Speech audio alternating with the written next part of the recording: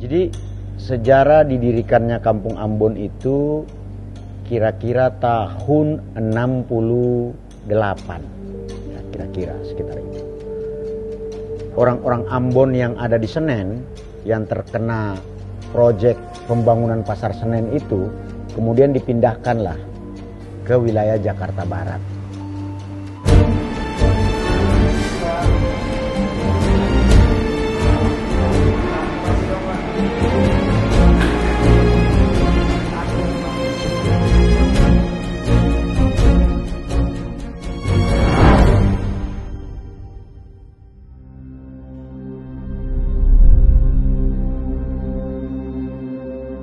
Awalnya sih tidak ada masalah.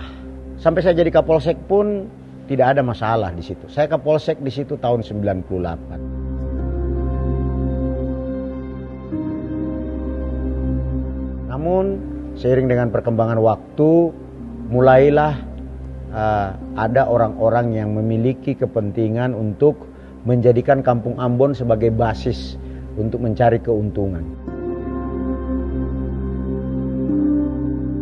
Ini kan miris sekali, artinya bukan hanya peredaran gelap dan bandar, tapi masyarakat juga sudah terpengaruh dengan bisnis gelap narkotika ini.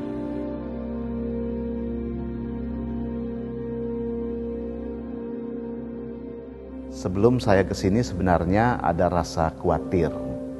Ada kekhawatiran karena sudah mendengar tentang keadaan di tempat ini. Memang kami menghadapi kenyataan bahwa di tempat ini cukup ramai dalam pengertian seperti katakanlah kami menyaksikan sendiri di depan kami terjadi transaksi-transaksi ya narkoba yang terang-terangan. Terus terang aja, memang serem lah. Setiap orang yang kesini mau masuk komplek tuh serem sekali.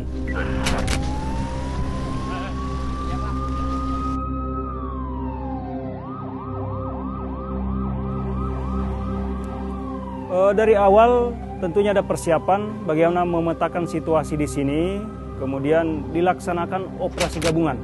Ya, jadi sebelumnya didahului dengan operasi gabungan, kemudian seperti petunjuk Pak Kapolda bahwa kita harus menduduki. Artinya ada personil di sini 24 jam secara simultan bergantian untuk berada di sini melaksanakan patroli, mengadakan sosialisasi kepada masyarakat, pendekatan pada masyarakat sehingga mau tidak mau secara perlahan orang-orang yang dari luar misalnya yang mau melaksanakan atau melakukan transaksi narkotika, dia akan risih dengan kehadiran anggota Polri sini dan akhirnya bisa bergeser. Dan sampai saat ini peredaran narkotika itu sudah semakin menurun. Dan kalaupun ada yang kami temukan, pasti kami akan lakukan penindakan hukum.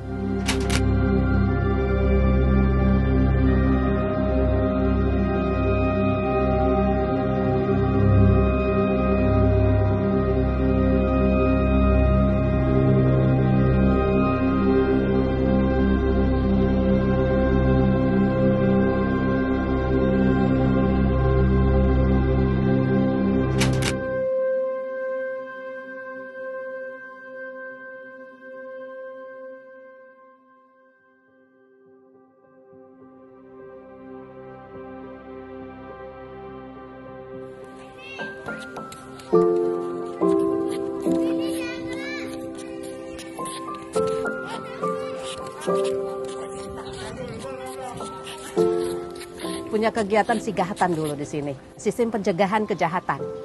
Pak Muhammad Fadil Imran tuh dulu Kapolres di Jakarta Barat, kerjasama dengan kami di sini, kebetulan saya RW-nya juga dengan beliau. Nah, ketika beliau naik jadi Kapolda, kami mendengar beliau meminta supaya di sini ada Kampung Tangguh Jaya Permata.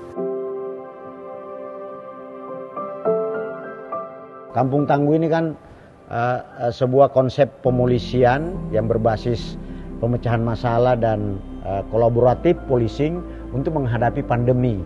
Tapi sebenarnya dalam pemolisian modern ada namanya metode pemolisian problem oriented policing.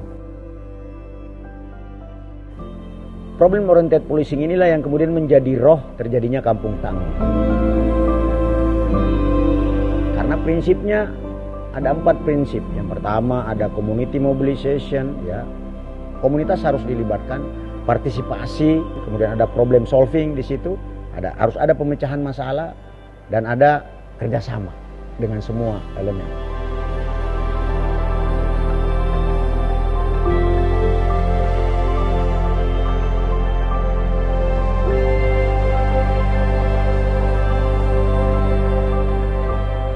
Persoalan narkoba tidak bisa dilakukan hanya oleh polisi sendiri. Komplek Permata atau lebih dikenal dengan nama Kampung Ambon, treatmentnya pun harus melibatkan semua.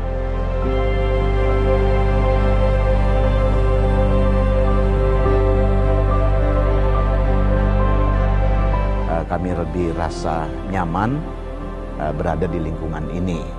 Karena kalau sebelumnya selain rasa tidak aman, juga tidak nyaman. Tapi sekarang kami merasakan perbedaannya. Dengan adanya kegiatan itu, otomatis ada aparat keamanan yang ditempatkan di lingkungan kami untuk bekerja sama dengan lingkungan, supaya lingkungan menjadi lebih nyaman, lebih baik, lebih tertib seperti itu.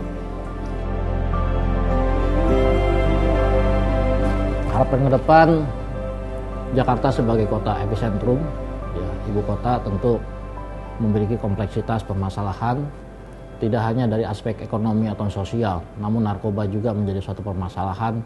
Ini harus menjadi suatu perhatian bagi berbagai elemen dan unsur untuk bersama-sama menanggulangi pencegahan dari peredaran narkoba.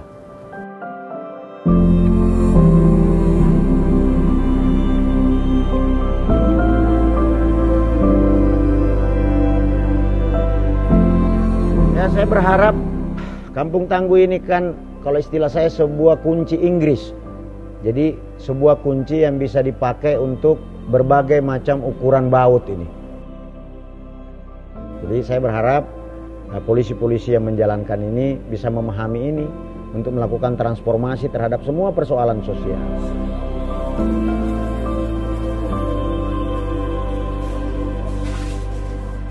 Generasi bangsa tidak akan bisa diteruskan oleh para pecandu-pecandu narkoba.